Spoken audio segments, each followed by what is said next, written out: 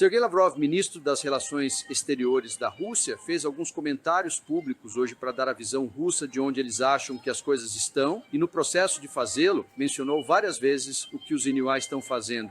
Aqui ele comenta sobre notícias divulgadas ontem que Steve Witkoff e Jared Kushner se preparam novamente para ir a Moscou para discutir o que houve em Paris há cerca de uma semana. Eis o que ele disse. Putin está sempre aberto para uma conversa de teor sério. Em todas as reuniões anteriores com o enviado especial, o Sr. Witkoff e o Sr. Kushner se juntaram à conversa. Essas foram conversas sérias que visavam abordar as causas profundas da crise na Ucrânia e para abordar essas causas profundas, porque sem fazer isso não podemos alcançar uma paz duradoura.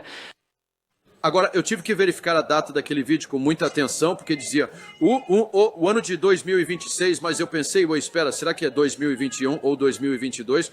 Foi no ano passado.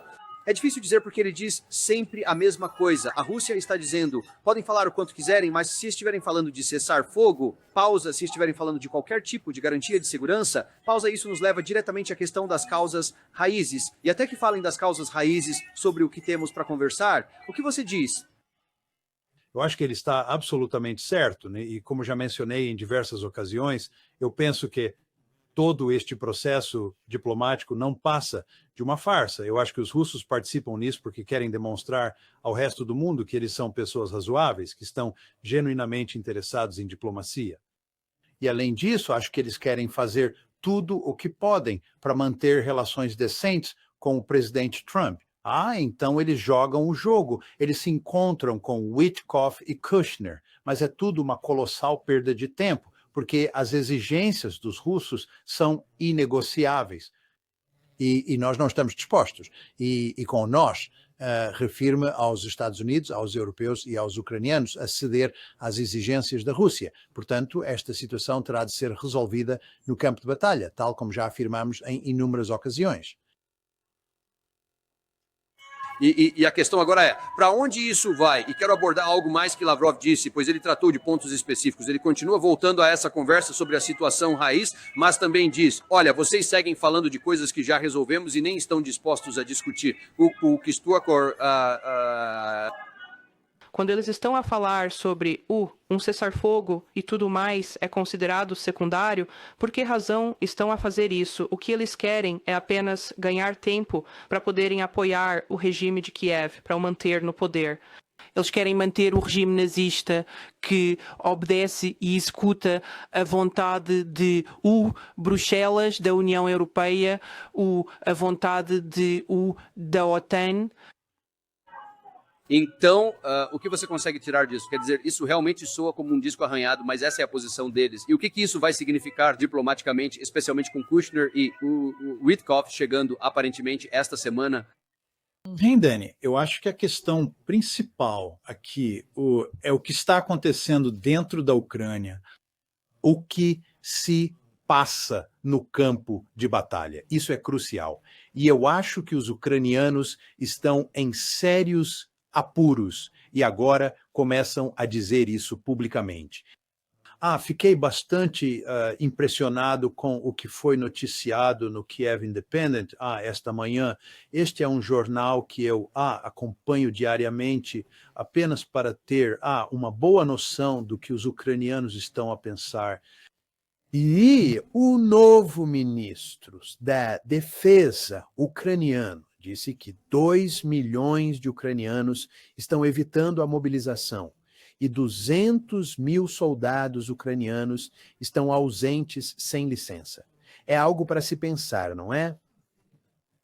Este é um país que enfrenta um problema enorme nas linhas da frente, pois não possui soldados suficientes em comparação com o número de soldados do lado russo. Há uma crise de pessoal, e aqui está o ministro da Defesa a dizer que 2 milhões de pessoas estão a evadir a mobilização e a falar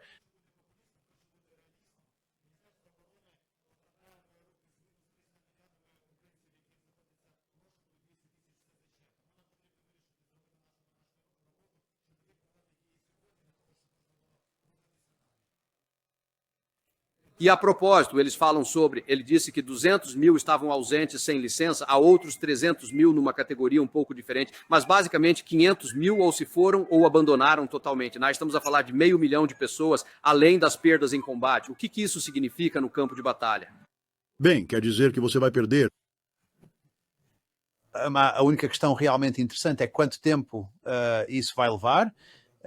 E eu creio que todos nós fomos, de certa forma, surpreendidos pela tenacidade com que os ucranianos continuaram a lutar, apesar dessas perdas e apesar de todas essas pessoas que estão ausentes sem licença, é realmente bastante notável. Mas eu acho que os dados estão lançados aqui. E, além disso, não se deve subestimar o fato de que 2 milhões de pessoas estão evadindo a mobilização. É um número enorme de pessoas. E há um grande número de jovens do sexo masculino que deixaram o país.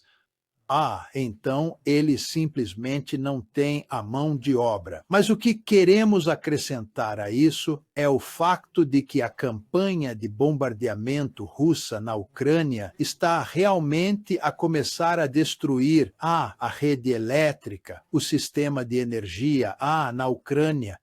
E há cerca de uma semana atrás, o presidente da Câmara de Kiev incentivou a população a abandonar a cidade. Isto é algo realmente notável. Esta é a maior cidade de toda a Ucrânia e, é claro, a sua capital.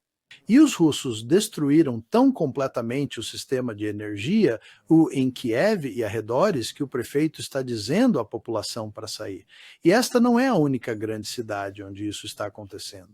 E mais uma vez, voltando ao jornal Kiev Independent, há uma outra reportagem naquele periódico hoje que afirma que havia, em consequência do que tem acontecido com a rede elétrica, o número de intercepções de mísseis russos que estão chegando diminuiu de forma significativa. Como tanto você quanto eu sabemos, a taxa de intercepção já era extremamente baixa. E aqui temos o Kiev Independent a reportar que está a piorar ainda mais. Esta é uma situação catastrófica. E além disso, podemos acrescentar que houve um grande artigo na semana passada que falava da espiral demográfica da morte em que a Ucrânia se encontra. Quero dizer, vamos desconsiderar o que está ocorrendo no campo de batalha. Vamos deixar de lado o que está acontecendo com a rede elétrica. A devastação demográfica, o que está sendo produzida por esta guerra e outros fatores também, é angustiante. É simplesmente terrível o que está a acontecer aos ucranianos. Eles podem continuar a lutar por mais algum tempo, mas o resultado final é que vão perder a guerra. E o que o senhor diz, professor, para aqueles que dizem, certo, bem, sim, se a Ucrânia está desmoronando assim, se a rede elétrica deles está caindo e blá, blá, blá, mas a Rússia ainda mal está avançando, eles estão ganhando polegadas, não pés, não metros, como o Keith Kellogg disse numa entrevista de saída há uma semana ou mais, zombando do lado russo. Como você responde a isso? Se a Ucrânia está tão fraca, por que os russos não avançaram? Como você responde? Bem, eu teria 2 pontos a fazer, Danny. O primeiro ponto é que, em última análise, isto é uma guerra de atrito. A conquista de território é importante. Não quero desvalorizar esse facto básico. Mas, no fim das contas, o que realmente importa aqui é a taxa de troca de baixas. E ao pensarmos nesta guerra sob a ótica de um conflito de atrito, fica bastante claro que os russos estão muito bem encaminhados para a vitória e que os ucranianos sofrerão uma derrota devastadora. Então é isso que importa. Agora, o segundo ponto é, no que diz respeito a conquistar território, os russos estão em movimento. Não há dúvida de que eles estão se movendo lentamente e estão se movendo especialmente devagar em alguns lugares hoje por causa do clima. Mas se você olhar para o que está acontecendo no Oblast de Zaporizhia, os russos estão a encurralar os ucranianos. E é apenas uma questão de tempo, antes que a Rússia consiga conquistar a totalidade do Donbás e também toda a região de Zaporizhia, e depois disso, eu acredito que eles começarão a se mover em direção a regiões como Kharkovia e também a cidade de Odessa, mas eles certamente irão conquistar muito mais território, eles farão isso de forma lenta. Bem, o problema aqui no Ocidente, como sabem, é que há uma campanha massiva de desinformação em curso que faz tudo o que pode para retratar os russos, de forma negativa, para argumentar que a economia deles está a colapsar, que estão a perder um número catastrófico de soldados nas linhas da frente. E que os ucranianos estão tendo um desempenho surpreendente. Essa é a história que você ouve sempre. Mas isso é desinformação. Simplesmente não é verdade. São o mesmo tipo de histórias que ouvimos sobre o Irã e ouvimos sobre a Venezuela. Não se pode acreditar em absolutamente nada do que a mídia tradicional e o governo dizem sobre o Irã, ou sobre a Venezuela, ou sobre o que está acontecendo nos campos de batalha na Ucrânia, porque temos um incentivo para distorcer todas essas narrativas que se somam a uma campanha massiva de desinformação. Mas eu acho que para as pessoas que olham de perto para o que está acontecendo em todas essas três situações, Venezuela, Irã e Ucrânia, você percebe que os fatos reais contam uma história bem diferente daquela que a campanha de desinformação apresenta. Sim, e essa desinformação pode durar um tempo e então ela se manifesta de formas que serão bem desagradáveis para nós. Vamos chegar a isso em um segundo. Outra coisa, a propósito, aqui quero voltar, o que o Lavrov estava a falar hoje, porque ele mencionou o lado do Zé nisso. Nós focamos muito no lado europeu e no que se passa na Ucrânia, não no campo de batalha. Mas o presidente Trump sempre meio que liderou dizendo, ei, ouçam, sabem, eu quero um acordo, quero que termine logo e as pessoas estão morrendo e tudo mais. Mas algo aconteceu com Lindsey Graham recentemente, com um projeto de lei que pode sair esta semana, que parece querer atrapalhar isso do nosso lado. Lavrov, explique. Quando se trata da Rússia, existe o senador Lindsey Graham. Ele consta na lista russa relevante e, recentemente, ele tem estado bastante ativo. Ele tem promovido a iniciativa de uma tarifa de 500% com todos os países que comercializam com a Rússia. Naturalmente, agora você pode sorrir sobre isso, pode ficar zangado com isso. Isso pode ser rejeitado, mas eu acredito que nós simplesmente precisamos continuar a trabalhar e a implementar os acordos que temos com o Irã, que a Rússia possui com todos os seus parceiros comerciais e econômicos. Desculpe por isso. Então, parece-me que a Rússia está a dizer, sim, sabe, podemos rir disto, podemos chorar por isto. É o que o Ocidente, em geral, tem feito com as sanções, na verdade, desde o início, né? Mas aqui está o Lindsey Graham a gabar-se de novo, 500% de tarifas sobre quem faz negócios com a Rússia. Isso vai fazer a diferença. O que dizes? Eu considero que isto é pura e simplesmente um absurdo. Quer dizer, o Lindsey Graham consegue atrair uma enorme quantidade de atenção em programas como o seu e em muitos outros programas também, porque ele tem o hábito de dizer coisas ultrajantes e com isso ele proporciona um certo entretenimento para todas as pessoas. Mas a questão que se coloca é, será que Lindsey Graham está a apresentar argumentos ou a propor políticas que de fato serão implementadas pelo presidente Trump? No fim das contas, a sua influência é assim tão relevante? E a resposta é não. Ele importa para fins de entretenimento, não é? Ele é extremamente divertido, não é? E claro, é por isso que ele recebe tanta cobertura. E para um político, a cobertura realmente importa. Mas a pergunta que você tem que se fazer é se você realmente acredita que as propostas que ele está apresentando serão de fato implementadas pelo presidente Trump. E eu acredito que a resposta é não. É bastante claro que o presidente Trump já não tem muito interesse na Ucrânia. E na medida em que ele tem algum interesse, ele quer que os europeus façam o trabalho mais pesado no que diz respeito à Ucrânia. A última coisa que ele quer é envolver-se num grande conflito com os russos neste preciso momento. Ele já tem as mãos cheias com a situação na Venezuela, a questão da Groenlândia e o Irão. E ele não vai impor mais sanções à Rússia ou a países que comercializam com a Rússia. Na verdade, se você olhar para o que eles estão fazendo com a Índia, eles estão tentando reparar as relações com a Índia. Eles estão tentando ter negociações comerciais agora, porque a administração Trump estragou tão completamente as nossas relações com a Índia por causa das tarifas, e essas tarifas foram impostas porque o fato do fato de que a Índia estava negociando com a Rússia. Então, você realmente quer impor tarifas de 500% à Índia agora só porque ela continua a importar petróleo e armas russas? Eu não acho que alguém com um QI de 3 dígitos estaria interessado em fazer isso. Então, eu acho que Lindsey Graham mais uma vez, ele é divertido, mas nada além disso. Sim, eu não acho que alguém com um QI de 2 dígitos estaria interessado em fazer isso. Mas, de qualquer forma, eu quero, sabe, não podemos... você mencionou a questão da Groenlândia. Nós realmente não podemos falar sobre a situação da guerra Rússia-Ucrânia e o que se tenta fazer sem tocar nesse assunto. Na semana passada, houve uma grande reunião em Paris, a colisão dos dispostos, garantias de segurança e toda essa agitação que, praticamente falando, não resultou em absolutamente nada. Mas a questão que surgiu foi a Groenlândia, porque como Keir Starmer, por exemplo, e Macron estão a tentar priorizar o apoio de Trump na questão Rússia-Ucrânia e estão preocupados com a situação da Groenlândia e estão a tentar encontrar uma forma de estar meio grávidos, mas não totalmente. Como pode a Europa navegar nesta situação com a Groenlândia? Porque está a ficar bem sério. Bem, eu acho que está bastante claro que nós, isto é, os Estados Unidos, vamos acabar por tomar a Groenlândia. Quer dizer, espero sinceramente que isso não aconteça. Não considero que seja algo necessário de um ponto de vista estritamente estratégico ou mesmo de um ponto de vista econômico, mas eu acho que está bastante claro que é exatamente isso que vamos fazer. Trump já deixou suas opiniões sobre este assunto bem explícitas.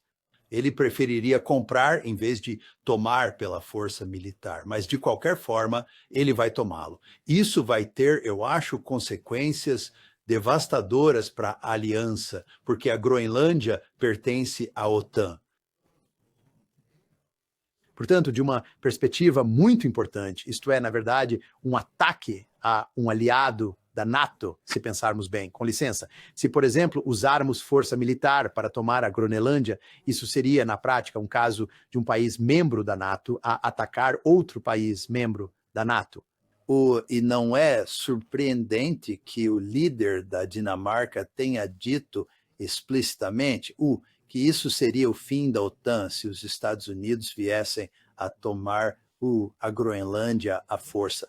Bem, e deixe-me perguntar isso, porque a notícia, pouco antes de entrarmos no ar, era que a Dinamarca está a enviar um comando avançado para a Groenlândia com a expectativa de um grande contingente do exército a seguir e mais aviões da Força Aérea Real. O que acontece? Quer dizer, isso podemos falar se vai ou não, mas o que você acha que aconteceria se Trump concretizasse seu desejo e realmente tentasse ocupar a Groenlândia à força, mas houvesse um contingente dinamarquês lá? O que aconteceria se houvesse um confronto real entre Dinamarca e Irã? Você acha que isso é sequer possível? Bem, é difícil de imaginar, mas há tantas coisas acontecendo hoje que eu mesma disse que eram difíceis de imaginar, que é possível que acabemos atirando contra os dinamarqueses, ou contra o exército dinamarquês numa tentativa, ou no processo de tomar a Groenlândia. Acho que é uma possibilidade bastante remota, mas ainda assim é de facto um resultado plausível. O argumento que muitas pessoas fazem, que eu acho que é verdade, é que a razão pela qual os dinamarqueses estão a enviar forças militares para a Groenlândia e outros europeus estão a falar em fazer o mesmo, não é para se defender de um ataque americano, mas, pelo contrário, para demonstrar aos Estados Unidos que a Dinamarca e os países europeus, de forma mais ampla na NATO, estão comprometidos com a defesa da Groenlândia. E, por conseguinte, os Estados Unidos da América não têm a necessidade de assumir o controle da Groenlândia. Os Estados Unidos podem contar com o apoio dos seus aliados europeus para fazer a defesa da Groenlândia. Tudo o que eu teria a dizer sobre essa situação é que o presidente Trump já deixou bem claro que ele deseja a Groenlândia e que ele é uma pessoa que não se pode apaziguar. Portanto, eu realmente não acredito que essa estratégia vá funcionar. Mas, se por acaso vocês acabarem por ter forças militares dinamarquesas posicionadas na Groenlândia, a pergunta que se levanta é a seguinte: o que acontecerá quando nós tomarmos posse do país ou quando tomarmos posse da Groenlândia? O que é que essas forças dinamarquesas fazem? O que é que nós fazemos? E, acho muito difícil acreditar que as forças dinamarquesas lutariam contra nós. E também me custa acreditar, embora eu não tenha plena confiança em afirmar isso, que Trump, enviaria os militares americanos para um conflito com as forças dinamarquesas. Em outras palavras, ele arranjaria uma briga com as forças dinamarquesas.